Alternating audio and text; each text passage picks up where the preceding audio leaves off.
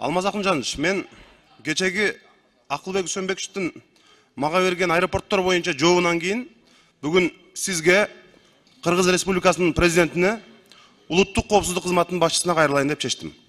Мындан бир ай мурун дагы мен стратегиялык объектилердин кандай кесепеттерге алып келе турган келишимдер түзүлүп атканын айткам.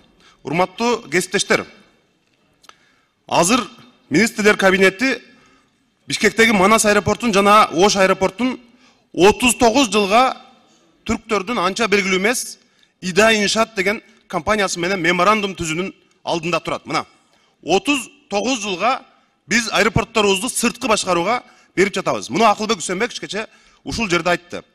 Бул абдан туура эмес. Анткени Дүйнөлүк банк АФС менен келишим түзүп, ошонун алкагында ачык конкурс өткөрүлмөк деген сөз берилген. Германиядан, Голландиядан, Түштүк Кореядан ири компаниялар катышууга аракет кылып жатканда эч кандай конкурсу жок, эч кандай тендери жок. Эки чоң аэропортубузду, стратегиялык объектибизди мына бергенин жатабыз. Бүт меморандум 2061 жылга чейин канчадан акча төлөп турабыз. Ошонун бардыгы жазылган мына каттар турат. Өкмөт аралык комиссия терс корутунду берген. Тышкы иштер министрлиги бул болбойт, улуттук кызыкчылыкка каршы келет деп терс корутунду бергенине карабастан биздин министрлер кабинети бийлик ошол түрктөрдүн Ида Иншаат деген компаниясы менен эч кандай конкурсу жок туруп аэропортторубузду карматканы калдык. Булар 557 миллион инвестиция кылабыз дейт. Мына азыр Манас аэропорту жылына 50 миллион доллардан киреше берип атат бизге. Жылына 5%дан өсүү болот дейт. Буну кандай түшүнсө болот? 207 миллион долларды биз жөн эле процент үчүн Түрк банкына төлөгөн табыз. Мына ушул коңгуроону бүгүндөн калбай президентке Камчыбек Ташиевке жеткиришиңизди суранам мен. Өзүм дагы катаркуу кайрылам.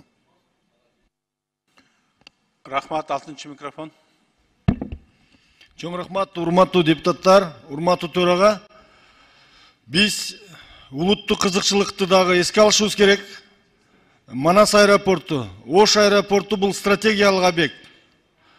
Ушул жерде межведомственный комиссиянын чечими турса дагы бул жерде ачык конкурстан өтпөгөн компания алып атыптыр. Аэропорттордун абалы начар. Туура эл аралык аэропортко жооп бербейт.